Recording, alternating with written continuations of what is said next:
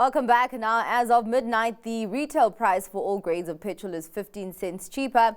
This marks a third consecutive month of declines. On a cumulative basis, the petrol price is down by R2.38 since May, taking us back to lower pricing levels experienced at the start of the year. In the meantime, the retail margin and the road accident fund levy remain the biggest drivers of fuel price inflation. Layton Beard, spokesperson for the Automobile Association, joins us with his take on the country's petrol pricing levels. Thank you so much for your time, Layton. Now, just frame the level of relief that we are seeing here, particularly from the beginning of the year leading up to this point. Yeah, I mean, it is quite significant. Like we've said in the past, like people would have known, we've had, a couple of good decreases over the last couple of months. 15 cents to many is not going to seem like a lot, but, in the case of diesel, you're looking at 28 cents. And overall, that price has kind of fluctuated quite hectically over the last couple of months. We're kind of back again at where we were at the beginning of the year. But I think the good news, obviously, is that it's a decrease and not an increase, even though it might be minor. And we made that point as well, that anytime you have, a decrease, even if it is small, it's obviously still to be welcomed because it doesn't add to pressures that consumers will face, and not only now, but further down the line. So, in comparison to where we are a couple of months back, we pretty much at parity where we were kind of at the beginning of the year. But again, I think many South Africans are going to say, but, our salaries haven't increased, our wages haven't increased. We're still at the mercy of very high numbers when we go to the till. But this, again, is, at least it's a decrease. I think our takeaway from that is that it's welcome news. Indeed, indeed. Well, I mean, the price levels are still slightly higher than a year ago. Does that signal the kind of, what's been an uphill battle to even get to the prices that we're seeing now? Look, prices are still higher, and I mean, you've got to account for the fact that crude oil is more expensive. Yeah. International petrol prices increased on average as well. You've got a lot of different factors that are almost beyond our control at the moment that are coming into play here. The rand obviously played quite a significant role in terms of the decrease that we're going to see in August. Although it's weakened over the last couple of days, on average in July, it was better. It appreciated against the US dollar, which accounts in the case of petrol, for instance, for 14 cents of that 15-cent decrease we're seeing. So that's good news. I mean, people must understand that prices are going to be more expensive for a variety of geopolitical factors.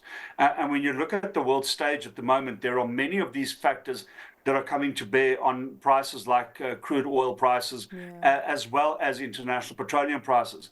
And those events, even though they may be thousands of kilometers away from us, will have an impact on what people are going to pay at the pump, and they will obviously have a knock-on effect on the prices that people will pay at the till. Well, let's talk about the things that we are in control of. Of course, there have been a number of comments on a review of the fuel levy, and the GONU. They're plotting out its priorities in alleviating pressure on consumers. But Treasury is saying that reductions on the fuel levy are not on the cards. What are you making of the different comments here? Yeah, look, I mean, we have for a long time said, let's review the fuel price structure. Let's interrogate each element of that fuel price structure with a view to establishing whether those elements are still necessary and whether they're calculated correctly. Yes. We use that as a basis. In the case of the levies, it's very tricky. If you look at the general fuel levy, which is currently pegged at R3.98 a litre, our view has always been that there's a bigger discussion around that in terms of the appropriation and the spending by government.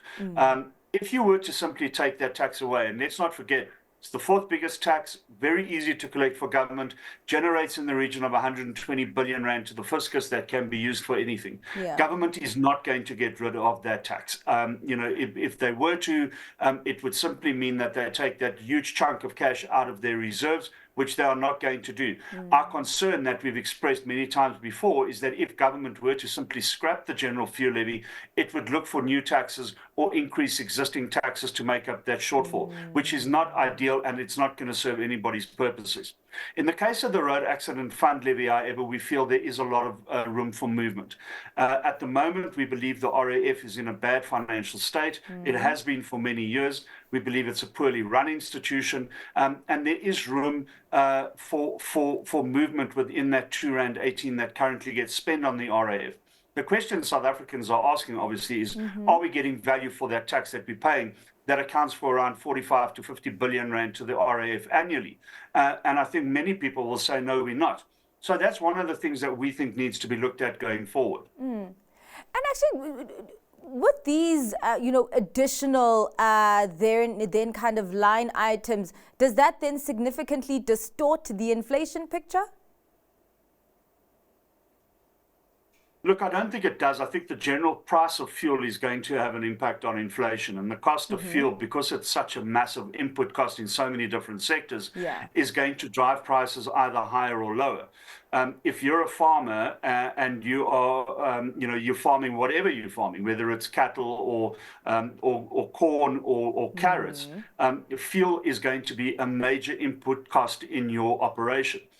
You've got machines, you've got tractors, you've got to deliver to the market. So there are a lot of elements of your value chain that are going to be, and of your supply chain that are going to be reliant on fuel. And when those costs go up, you are going to have to increase your costs to account for that. And that's what we see, how the fuel price is going to filter into the costings. And that's obviously going to have an impact on inflation.